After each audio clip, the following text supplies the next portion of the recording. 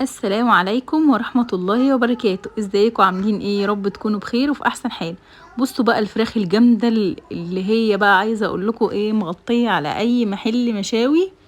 لو عايزين الطريقة هقول لكم عليها دلوقتي، بس للأسف وانا بصور النور قطع، واكيد كلكم عارفين الفترة دي النور بيعمل ايه فينا. تمام، هقول لكم على الطريقه وهقول لكم طريقه التسويه كمان بطريقه سهله ومبسطه.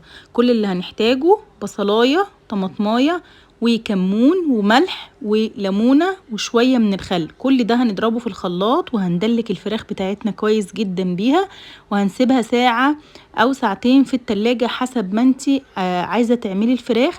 لو انتي مش محتاجاها بدري، ممكن يعني لو موجودة الفراخ عندك ممكن تتبليها من بالليل وتسيبيها على الرف في التلاجة، بس تغطيها علشان ما تعملش ريحة في التلاجة. بعد كده بقى بنطلعها وبنبتدي نحطها في الفرن على رف اوسط. بنشغل الفرن من تحت والشواية من فوق، وبنبتدي بقى نتابعها كل شوية لحد ما تشوفوا المنظر الجميل دوت. حاضر. طب قولي لهم ما تنسوش تحطوا لايك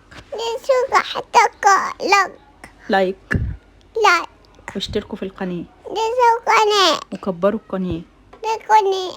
قول لهم يلا بقى باي. برافو عليكي. ممكن اكمل بقى؟ شايفين حلوة ازاي قد ايه، وكانت طرية وجميلة جدا. جربوا الطريقة دي وهتعجبكم بإذن الله. وما تنسونيش في شير ولايك واشتراك في القناة. والسلام عليكم ورحمة الله وبركاته.